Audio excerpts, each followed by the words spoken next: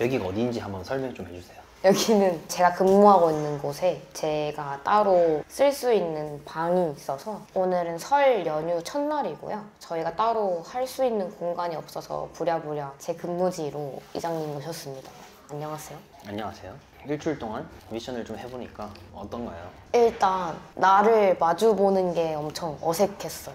그리고 이장님 말씀대로 단점을 적어서 내려가는 게 너무 무섭더라고요. 그러니까 이거를 알고 고치면 되는 건 알지만 그거를 마주한다는 게 좀 많이 무서워서 적기가 어려웠던 것 같아요. 근데 뭐 사람들은 누구나 장애 방어 기제가 있기 때문에 당연한 거 아닐까 싶어요. 자기의 치부를 온전히 받아들이고 성장시키면은 그 뭐 완벽한 사람이지 뭐. 맞아. 그래서 성인 군자도 인내를 많이 해야 된다. 뭐 이런 것처럼 그거를 이제 온전히 받아들이고 인지하고 디벨롭 시키는 과정이 그 인내하는 시간이 아닐까라는 생각을 하는데 메타인지도 그렇고 구매 편익 서류화는 좀 많이 하셨나요? 그래도 시키시는 거는 거의 다 했습니다. 그렇게 해보니까는 후기가 좀 얼마나 많이 있던가요? 인지하지 못했던 제 장점들도 알게 됐고 이장님이 저한테 기능제, 상징제, 경험제로 봤을 때 후기의 개수가 경험제라면 후기에서 유독 많이 겹치는 말들이 시아 선생님의 기능제일 수 있다라고 했잖아요. 근데 모든 회원님들이 저한테 가장 먼저 했던 말이 그날의 컨디션에 되게 잘 맞춰준다.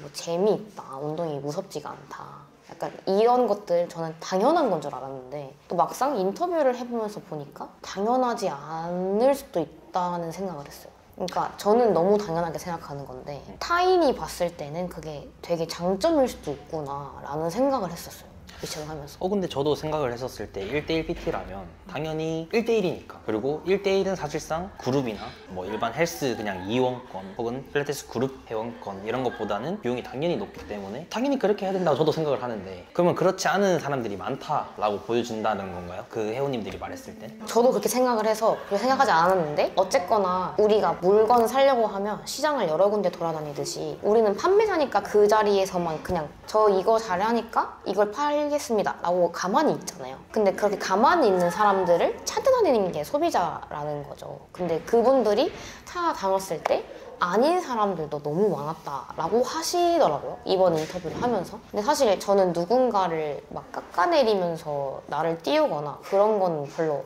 좋아하지 않는 스타일이기도 하고 혹시나 그렇게 보일 수 있는 것들도 조심하려고 하는 편이라 약간 드러내지 않았던 것도 있는 것 같아요. 포지션이 미션 했었을 때 좀 어땠는데요? 포지셔닝 미션은 사실 남들이 보기엔 어때? 라고 하면 전 다 탈락이었어요. 탈락이라는 말이 완전 그 축 시작점에 있는? 왜 그러냐면 브랜딩을 해보지도 않았고 내가 이런 사람이라는 걸 외부에 PR을 해보지도 않았고 사실 제 회원님들이 저를 어떻게 말하냐면 약간 숨은 맛집? 나만 알고 싶은 식당? 약간 이렇게 말씀하시거든요. 근데 그런 거는 왠지 인터넷에는 안 올라와 있을 것 같고 막 그런 느낌이잖아요. 진짜 여기 현지인만 아는 찐 맛집인다 이런 느낌 있잖아요. 그러다 보니까 과연 내가 외부에 비춰지는 모습이 어떨까에 대한 포지셔닝을 했을 때는 그냥 다 완전 1점인 거예요. 그래서 사실 포지셔닝은 너무 빨리 끝났어요. 다 1점이어가지고. 숨은 맛집이라고 표현을 했는데 그럼 뭐 이제 로컬 맛집 같은 경우에는 요새 시대에 온라인에서 성과들을 인정을 받지 못하면 그거는 성과가 아니다 라고 이제 얘기를 했던 것처럼 이제는 그렇게 보여져야만 본인이 이제 가치를 돈가스를 올릴 수 있을 거고 그 다음에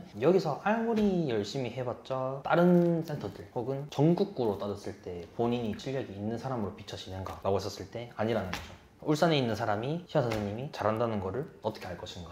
근데 유명한 사람들은 어때요? 알죠. 왜요? 한 번쯤 보고 들어봤으니까. 그러니까 온라인에서 유명하거나 아니면 그 오프라인에서 강의를 했던 거를 강의나 세미나 워크샵 이런 것들이 온라인으로 이제 퍼져서 인증을 받았기 때문에 아니면 오프라인을 전국구로 돌아다니면서 다 해야 그렇게 이제 인정받는 거죠. 오프라인에서 전국구로 지금 돌아다닐 수 있어요? 아니요. 찾아주는 곳은 있어요? 아니요. 그러니까 온라인에서 인정을 받는 게 가장 효율적이고 빠르다라고 생각을 하는 거죠. 상식적으로 생각해도 그게 더 빠를 것 같아요. 빠르죠. 그래서 그거를 좀 더 디벨롭을 했으면 좋겠는데 그러면 이거로서의 대안은 어떻게 생각을 좀 했나요? 본인의 숨은 맛집인 거를 어떻게 온라인에서 보여줄 것인가? 수업하는 영상을 담아보기도 했고 제가 회원님들을 수업할 때 수기로 적어놓는 것들이 있어요. 그날 시퀀스를 짤 때 유의해 주의해야 할 점이나 그 회원이 전에 가진 질병 히스토리나 이런 것들을 대비를 해서 짜놓은 것들이 있거든요. 이제 그런 거를 계속 쌓아가니까 그런 거는 수업 질적으로 남겨두고 회원님들 후기를 영상으로 받는 것도 재밌더라고요. 그런 것도 계속 남겨놓으려고 노력을 하고 있고, 그러니까 계속 안 찍으려고 이걸 굳이 왜 찍어야 되지? 라고 했던 것들을 이제 하나둘씩 좀 찍고 남기고 있는 것 같아요.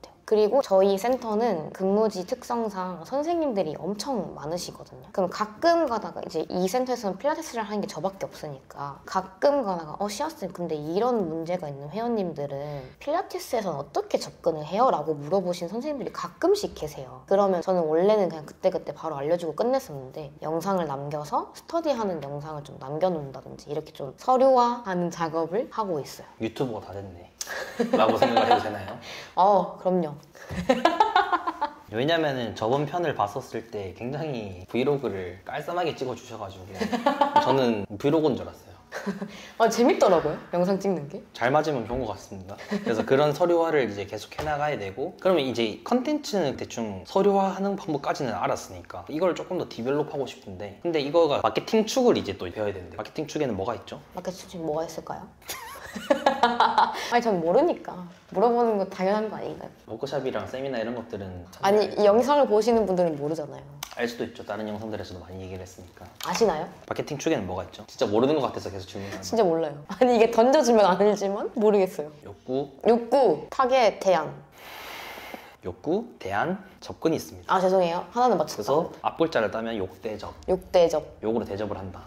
뭐 이런 식으로 하면 되는데, 욕구는 뭐가 있어야 발현이 되죠? 타겟. 그쵸. 결핍도 있어야 되고. 그러면은 이 영상을 어떤 사람한테 보여줄 것인가, 그리고 그 사람들은 그 영상을 필요로 할 것인가에 대한 부분이에요. 스터디를 하는 모습을 만약에 SNS에 올렸어요 했을 때 저 같은 사람은 보고 싶을까요? 아니요. 기능 부정 개선에 대해서 뭐 이렇게 스터디를 하네? 어쩌라고 이렇게 되는 거죠. 그런 것처럼 내가 지금 소려를 하고 이걸 이제 컨텐츠를 만들어 나감에 있어서 이 타겟을 설정을 하지 않으면 컨텐츠가 엄청 중구난방이 된다는 거예요. 그러니까는 우리가 인터뷰를 했었을 때도 그런 얘기를 했었잖아요. 물리치료사 출신의 어떤 선생님이 계신다면 그 선생님은 재활운동이나 체형 교정 아니면은 기능 부전 개선 이런 쪽으로 영상을 만들어야 본인의 수익을 전환을 할 수 있는 PT 전환을 하거나 운동 문의가 들어올 수 있게끔 하는 그 타겟들이 모일 텐데, 헬린이를 위한 운동 영상이라든지 힙 운동을 위한 거라든지 아니면 미용 목적, 직각 어깨 라인을 위해서는 이렇게 운동을 하세요 라는 거를 만약에 하게 된다면 이 사람들의 욕구는 아름답고 싶은 그런 욕구이기 때문에 타겟이 미용 목적인 타겟이지 본인이 서비스를 제공할 수 있는 재활운동의 타겟이 아니란 말이죠. 그러니까 이 타겟에 맞게끔 이 컨텐츠를 제공을 해줘야 되는데, 목이 안 마른 사람한테 물을 제공을 하면은 감사해 하거나 필요로 할까? 고구마를 10개를 강제로 먹였어요. 근데 물을 내가 판다고 쳐요? 얼마 될 거예요? 부르는 게 값이죠. 부르는 게 값인 것처럼, 그러니까 그 타겟들이 필요로 하는 거를 제공을 해야 된다고. 그래서 그 제공을 하는 것부터 먼저 세팅한 게 저번에 했던 메타인지 구매 편익을 세팅을 한 거고, 포지셔닝도 해봤던 거. 그러면 이제 우리가 제공할 수 있는 서비스는 어느 정도 정리가 돼가고 있으니까, 그러면 이 정리된 걸로 전달을 받아야 되는 사람들 혹은 필요로 하는 사람들은 누구일까가 명확하게 세팅이 된다는 거예요. 왜 이런 세팅이 필요할까요? 정확한 타겟에 맞는 욕구에 대한 컨텐츠를 줘야만 구매로 이어질 수 있으니까. 타겟을 명확하게 설정을 하는 이유가 이런 거예요. 이제 또 저촉 지점이라는 개념이 들어가는데, 경로당에 제가 강연을 하러 갔어요. 그러면 그분들한테 저는 과연 가치가 얼마일까? 우리 어르신분들이 마케팅과 퍼스널 브랜딩에 대해서 막 관심이 막 있어가 아니잖아요. 네. 그럼 저는 그 경로당이라는 장소에서는 몸값을 그냥 가치라고 표현을 할게요. 가치가 높을까 낮을까 라고 했었어요. 맞죠. 낮죠. 그럼 제가 가끔씩 이제 세미나를 열거나 워크숍을 하는 그런 강단에서 저의 가치는 얼마일까? 높죠. 엄청 높겠죠. 그 필요로 하는 사람들이 모여 있는 곳이니까. 그럼 또 한 가지 또 얘기해 보는 거예요. 뭐 헌팅 포차를 갔습니다. 지금 살이 많이 쪄 있는 상태에서 붓기 부종도 이렇게 심한 상태에서 제가 불금을 즐기기 위해서 오늘 갔어요. 헌팅 포차를. 그럼 거기서 제가 가치가 높을까? 높을까요? 아니요. 메타인디가 잘 되시는 거 아니에요? 그러니까 그런 식으로 본인의 가치를 가장 높이기 위해서 본인의 PT를 10,000원에 팔고 싶어요? 아니면 100,000원에 팔고 싶어요? 50만원에 팔고 싶어요? 만약에 팔 수 있다 치면 뭐든 제 실력 다 되어 있고요.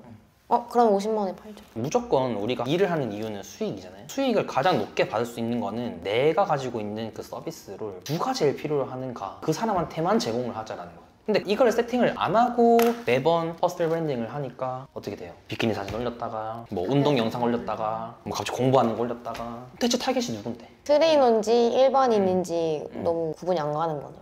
그래서 많이 빠지는 게 이런 거예요. 사람들이 이제 노출되는 사진들을 이제 올리다 보면은 좋아요랑 팔로우는 조금씩 더 늘어나겠죠. 그런 수치적인 거에 또 현혹이 되다 보니까 수익으로 전환이 안 되는 이 데이터, 트래픽 가지고 그거에 이제 또 빠지는 거야. 그러면 나는 팔로워가 이제 많이 늘어나면 좋겠지 라고 하면서 또 계속 노출되는 사진을 올려. 그러면 우리가 아까 세팅했던 이 타겟들은 결국에 수익으로 전환될 수 있는 예비 회원님일 수 있는데 이렇게 노출을 해가지고 조회수가 오르고 팔로워가 높으면 수익의 전환이 어렵겠죠. 그렇기 때문에 우리가 접촉 진영과 이 타겟 세팅을 명확히 해야 된다.